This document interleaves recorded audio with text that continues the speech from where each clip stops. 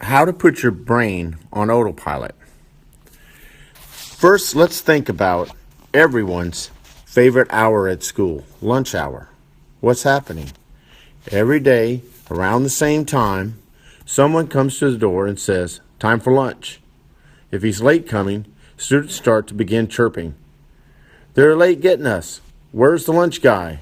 They know it's time for lunch, even though no one is wearing a watch.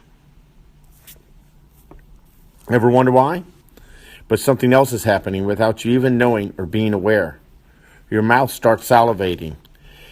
Without you even thinking about it, your brain tells your body to prepare to take in food. The saliva is needed to lubricate the food so it will go down your esophagus and to break down the food so it can be used by your organs and muscles of your body. Again, why does this happen? Because you go to lunch mostly from the same place at the same time every day, your body is conditioned to respond to prepare to be in optimal condition to perform the task of taking in the food. Now, let's lift the veil off of a secret every teacher knows. Every teacher knows after 3 weeks the student's on autopilot. The students that are going to turn in everything, that are going to get an A on everything, they're going to ace every test and every quiz, and that the projects that they turn in are going to be over the top.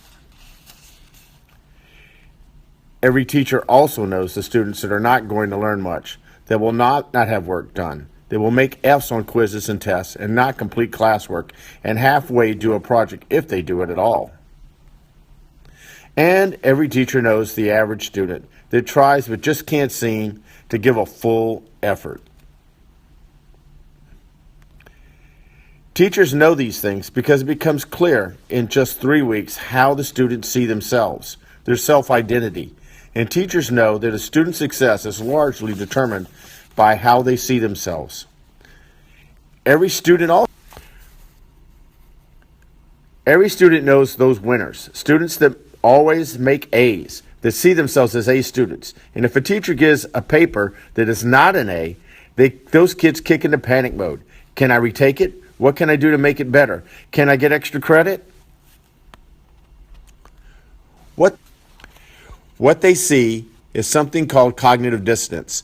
When something challenges how a person sees himself, anxiety occurs and remains until it is corrected or rationalized, and how a person sees himself is back in line with the results they expect, until what the world is telling them once again matches what they think of themselves.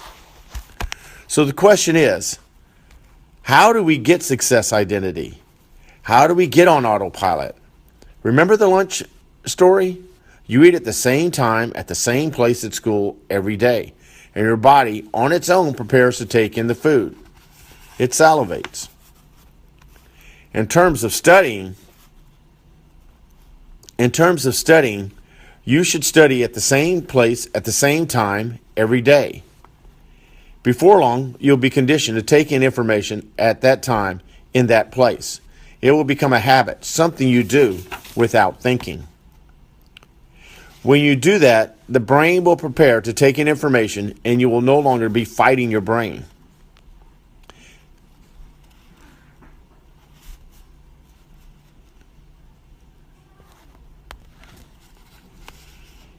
If you now lay down on the bed to study, for example, your brain is saying, "This is where we sleep. This is time to sleep," and it shuts off. But you are trying to get it to take in information. What you're really doing is fighting your brain. Once you study in the same place at the same time every day, you will take in information quicker and retain more. When you retain more, you do better on tests. And when you do better on tests over time, you develop a different self-identity. You see yourself as smart. Then you get cognitive dissonance if you get a grade that isn't how you see yourself. Your brain makes sure that you do everything not to have that confusion. It helps you study. And you do it without thinking about it or looking at it. It just works. You're now on autopilot.